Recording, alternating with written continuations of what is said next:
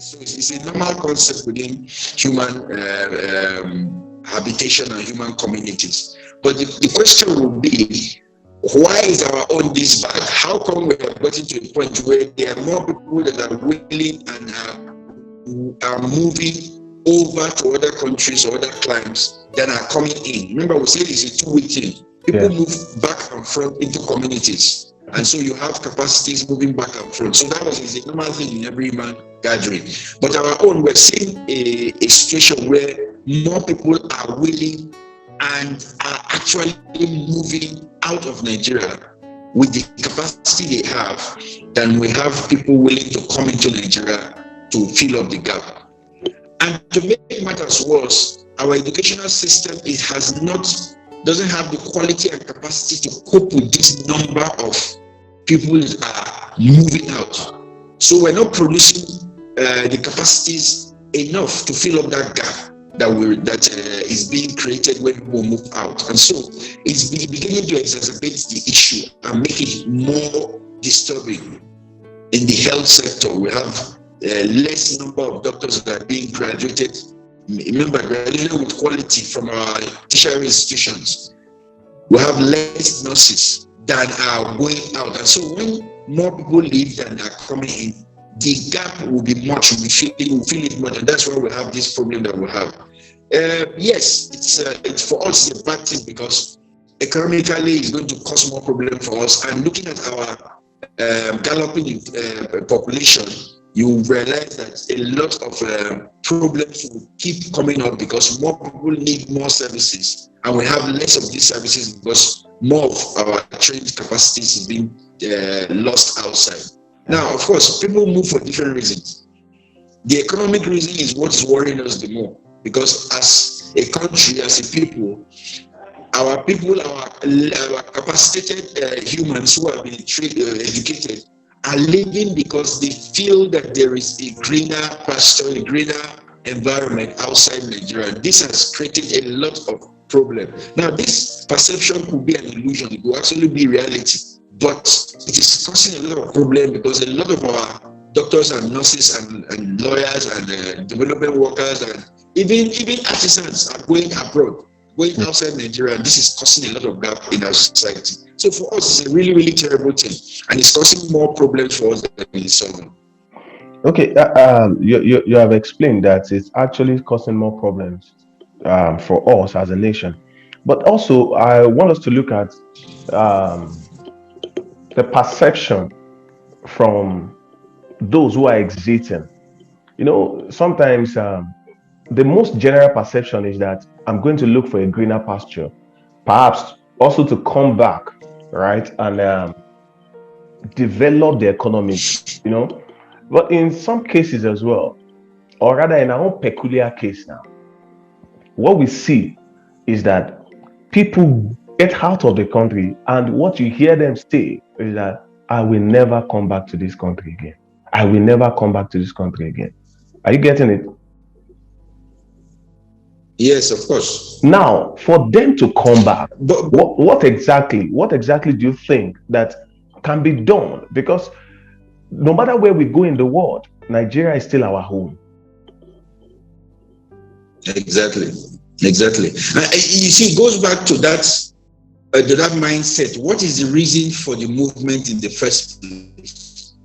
We say there are economic reasons, there could be religious reasons, there could be social reasons, there could be a sense of political reasons. So for whatever reason a person decides to leave his or her own country and migrate to another country for better prospects, that reason will be the reason whether he or she will come back or not. Now, if somebody leaves Nigeria because they feel that they do not have enough prospects in terms of capacity and job opportunities to fulfill their yearnings, it becomes very easy for you to say, okay, when the economy of Nigeria picks up, they will come back.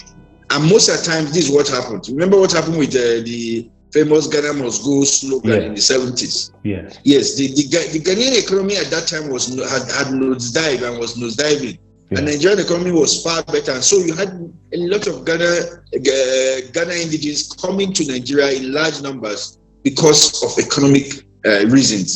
But when the economy of Ghana overtook that of Nigeria and is now better, you see now the reverse is the case. Yeah. You have more Nigerians going to Ghana than you have more Ghanaians coming to Nigeria. And so once it's an economic reason or whatever the reason is, once that reason has been taken care of, you see that the reverse will be the case. For those who are living in Nigeria right now, of course, because our economy is bad, our politics is not as good as it should be, our justice system is not that good, infrastructure is not good, all those negative things are making people to leave.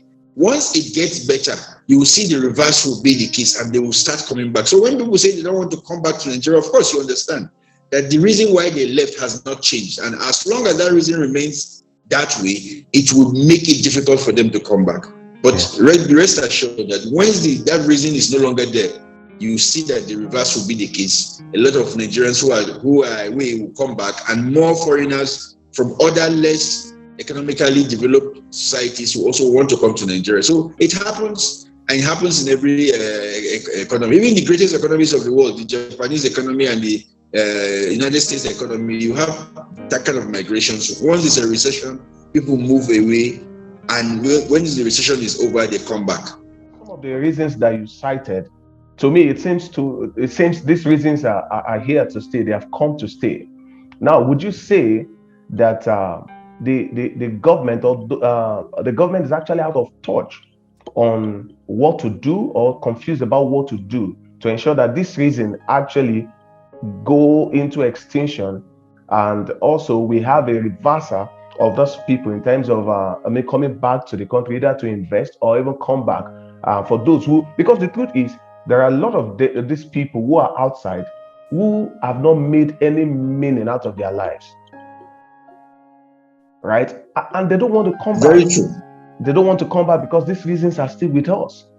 So exactly. that the government is actually confused about how to go about taking out these reasons and ensuring that we have a good life, that we ensure that these people return. Yes, it could be a little bit harsh to say that the government is confused about what to do, because what to do is very clear for everybody, that how to get the economy working again. What it doesn't require rocket science. Getting the right infrastructure, getting the right educational system, all those things don't require rocket science. So it should not confuse anybody or any government who sincerely wants to do something about it. But again, we also need to understand that government is a reflection of the people themselves. The government is not an entity on its own. It's the people that determine what kind of government they get. So when a government doesn't do what they are supposed to do, you could look at it and say the people also should find a way to put in a government that knows what to do, because we are the ones feeling the pinch. It's not the government that is leaving Nigeria and going to work somewhere else. It's we, the citizens, who are going out of Nigeria. So we need to put a government that really knows what it's doing, that understands what the core issues are. And that is what we have failed going down the line as a people. We need to begin to say, this is what we have, because obviously it's not even a brainer to say that the government has failed. It has failed completely, because the economy is in a bad shape, infrastructure is in a bad shape, insecurity is very high, and these are some of the reasons that make people want to leave, especially the upper elite people that are well educated. These are the reasons why they want to leave, because they feel that they cannot attain their potentials in this kind of environment. But the question would be, what have they done to contribute to changing this government? Now, you're going to somebody's land. The person's land didn't just become like that. It became like that because the people decided that they would do something about it. Exactly. They would elect leaders who should do the work for them. If those leaders don't do the work, remove them, put somebody else. Stop complaining. Get up, get yourself in the heart of the trenches and go and do the work. Mobilize and ensure that the government does the right thing. Don't accept mediocrity. Don't accept corruption. Even if it's going to be helpful to you, don't accept it. These are the reasons why other countries develop. They didn't develop because God created them that way. God doesn't create people that way. Everybody has the potential to become great. Every society has a potential to become great. It is whether you use those potentials and use those skills that you are given to you to make yourself great that will determine how far you go. It is a no-brainer. The government has failed and has failed massively. And until we understand that it is we who put the government there, we will keep shouting and keep moving. Sooner or later, they'll stop allowing Nigerians to go to the other countries because we'll be becoming too many.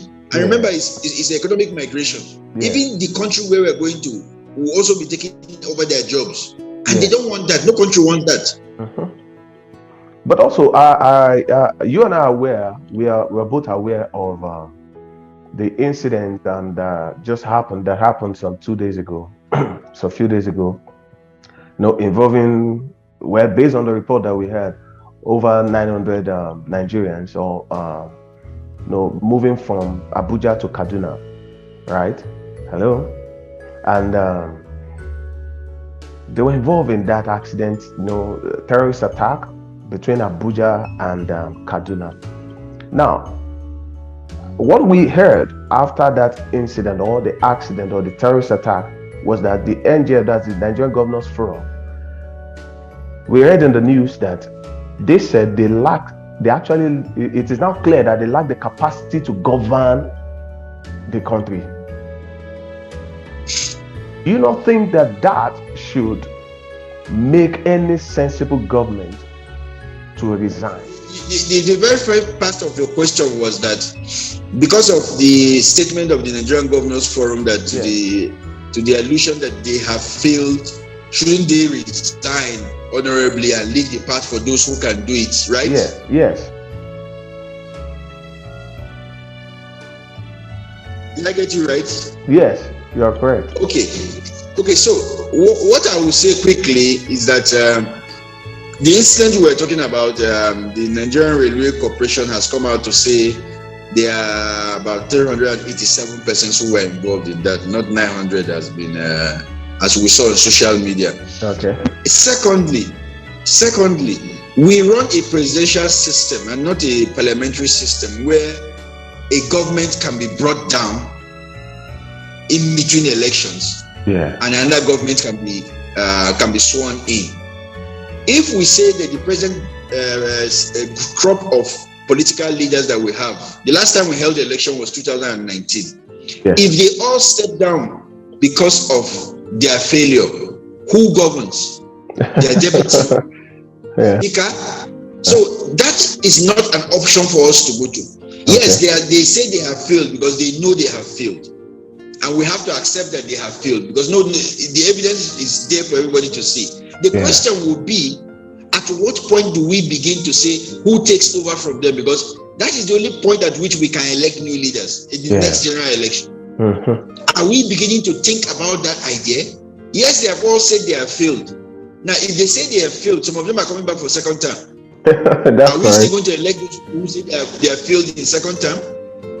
The political party that was elected in 2019 and has agreed that they have failed, are we still going to elect that political party?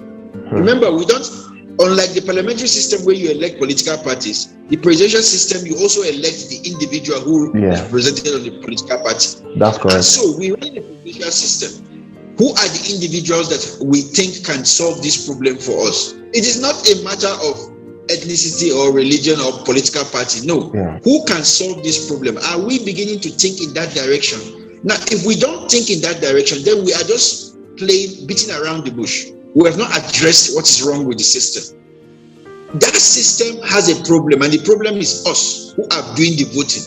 Unless we begin to identify the people who want to put in position of leadership to be able to solve this societal problem, because I can get my own power in my house. I can get my own security in my house.